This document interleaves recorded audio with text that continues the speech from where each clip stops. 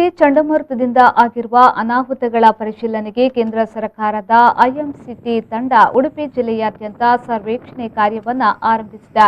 ತಿಂಗಳ ಹಿಂದೆ ಅರಬ್ಬಿ ಸಮುದ್ರದಲ್ಲಿ ವಾಯುಭಾರ ಕುಸಿತ ಉಂಟಾಗಿ ತೌಕ್ತಿ ಚಂಡಮಾರುತ ಎದ್ದಿತ್ತು. ಸುಮಾರು 4 ದಿನಗಳ ಕಾಲ ಉಡುಪಿ ಜಿಲ್ಲೆಯ ಉದ್ದಕ್ಕೂ ಭಾರೀ ಗಾಳಿ ಮಳೆ ಉಂಟಾಗಿತ್ತು.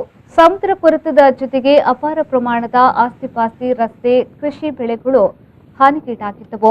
ಮನೆ, ಮೀನುಗಾರಿಕಾ ಶೆಡ್ಗಳ ಮೇಲೆ ಮರ ಬಿದ್ದು ಹಾನಿ ಉಂಟಾಗಿತ್ತು. ಎಲ್ಲ ಅನಾಹುತಗಳ ಪರಿಶೀಲನೆಗಾಗಿ ಕೇಂದ್ರ ಸರ್ಕಾರದ ಐಎಂಸಿಟಿ ತಂಡ ಉಡುಪಿ ಜಿಲ್ಲೆಯಾದ್ಯಂತ ಸರ್ವೇಕ್ಷಣೆ ನಡೆಸಿದೆ.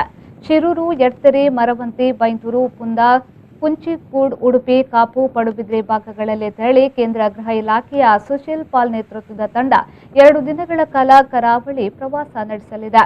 ಕರಾವಳಿಯ 3 ತಾಲೂಕುಗಳಲ್ಲಿ ಈ ತಂಡ ಅಧ್ಯಯನ ನಡೆಸಿ ವರದಿಯನ್ನ ತಯಾರು ಮಾಡಿ ದೆಹಲಿಯ ಗೃಹ ಸಚಿವಾಲಯಕ್ಕೆ ನೀಡಲಿದೆ. ಅನಂತರ ಕೇಂದ್ರ ವಿಶೇಷ ಪರಿಹಾರ ಘೋಷಣೆ ಮಾಡಲಿದೆ ಎಂದು ಅಧಿಕಾರಿಗಳು ಮಾಹಿತಿಯನ್ನ ನೀಡಿದರು.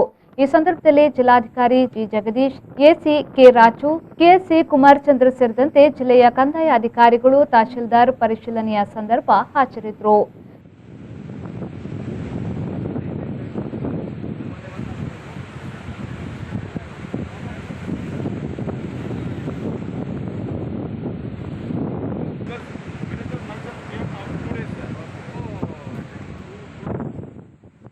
ಶ್ರೀಕಾಂತ್ ಹೆಮ್ಮಾಡಿ, ವಿ4 ನ್ಯೂಸ್, ಕುಂದಾಪುರ.